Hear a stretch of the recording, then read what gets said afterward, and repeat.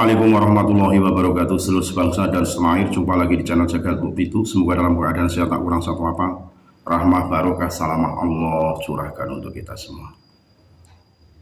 Ini saya menyampaikan ada tulisan dari Kiai Haji Imaduddin Usman Al-Bantani terkait bagaimana sikap dari para alim ulama yang notabene mempunyai sebuah ilmu dan mereka tahu tidak menyampaikan sebuah kebenaran.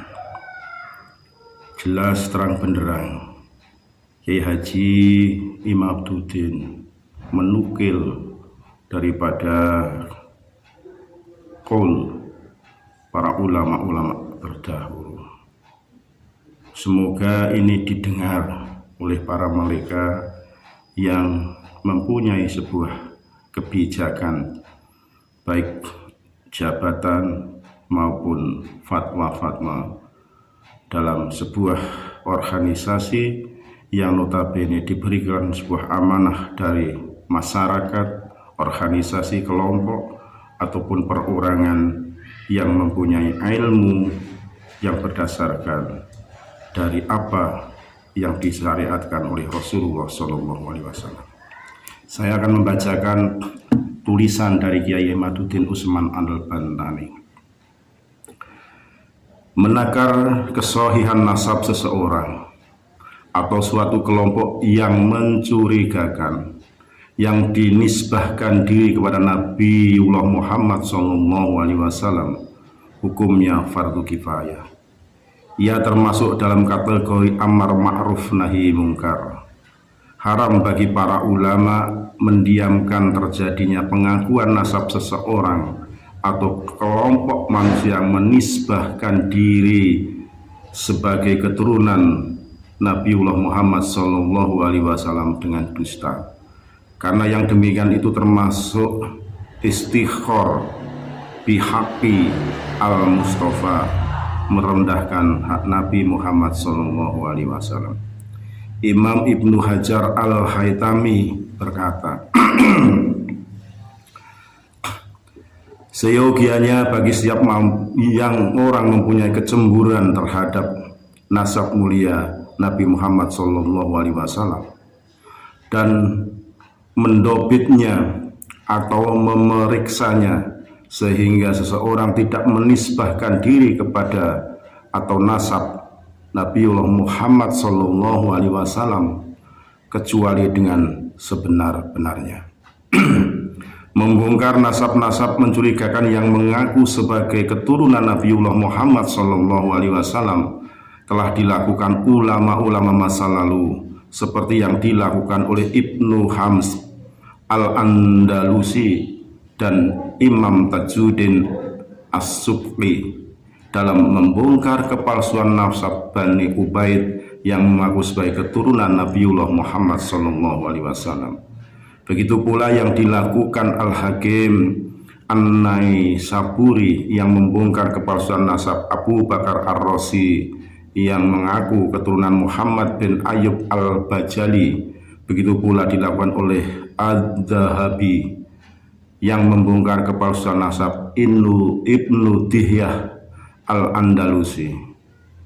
Demikian juga Ibnu Hajar Al-Asqalani yang membongkar kepalsuan nasab Syekh Abu Bakar Al-Qumni. Wajib bagi ulama yang mengetahui batalnya nasab seseorang yang menisbahkan dirinya kepada nasab Nabiullah Muhammad SAW untuk menyebarkannya kepada orang lain. Syekh Ibrahim bin Mansur Al-Hasimi berkata, dan tidak boleh bagi seorang alim menyembunyikan ilmunya. Dan tidak boleh bagi seorang alim menyembunyikan ilmunya dalam bab ini atau nasab. Maka amanah dalam ilmu dan membongkar tercampurnya nasab adalah bagian dari amar ma'ruf nahi mungkar. Dan barang siapa yang menisbah kepada keluarga Nabi, ya ini dengan batil, maka ia harus dipukul dengan pukulan yang pedih dan diumumkan serta dipenjara. Semoga catatan ini bisa menjadikan pencerahan buat kita semua, terutama pada mereka-mereka yang mempunyai kebijakan baik secara jabatan maupun ilmu, sehingga bisa memberikan pencerahan kepada masyarakat luas, sehingga tidak ada lagi yang mengaku-ngaku sebagai zuriyah Rasulullah SAW tanpa ada bukti-bukti real secara fisik maupun secara manuskrip kitab-kitab nasab sebagai hujah bahwa dirinya sebagai keturunan langsung dari Rasulullah SAW. Semoga apa yang saya sampaikan ini bisa menjadikan sebuah pencerahan buat kita semua. Ada lagi Dr. Sugeng dari Yogyakarta. Beliau adalah ahli DNA. Maka seyogianya kalau mereka yang diragukan kenasabannya menyambung ke zuriyah Rasulullah SAW, seyogianya untuk langsung saja bisa ya, bertemu dengan Dr. Sugeng untuk tes DNA, bagaimana nanti hasilnya bisa diketahui bahwa seseorang itu tersambung tidak dengan Rasulullah SAW, atau bahkan mereka dari keturunan siapapun, nanti kita bisa tahu.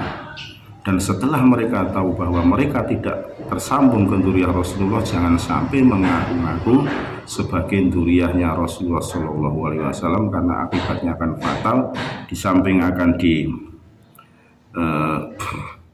azab oleh Allah, dihukum oleh pemerintahan setempat, juga akan dimasukkan nerakanya Allah Subhanahu wa taala. A'udzubillahi min dzalik. Karena semua itu adalah bagaimana kita jangan sampai mengedepankan sebuah nasab tanpa dibarengi dengan ilmu, tanpa dibarengi dengan kiprah-kiprah positif untuk membangun sebuah negara ini, baik itu untuk diri, keluarga, masyarakat, terlebih kepada negara yang kita cintai, sehingga tidak akan timbul lagi bagaimana mahabbah buta, fanatik buta, doktrin-doktrin yang akan menyesatkan anak bangsa, menuju sebuah kehancuran, menuju sebuah penjajahan ala modernisasi yang justru nantinya akan merugikan kita sendiri selaku generasi penerus bangsa. Alhamdulillah, di hari Jumat ini kita telah memperingati 10 November sebagai Hari Pahlawan, di mana Hadratus Syekh Hasyim Asy'ari telah menggugurkan jihad fi sabilillah, dalam artian pasukan Hizbullah memukul mundur para kenil-kenil, para sekutu yang ingin menguasai bangsa ini. Sekali lagi mohon maaf NKRI Hakam Mati Nusantara milik kita. Assalamualaikum warahmatullahi wabarakatuh.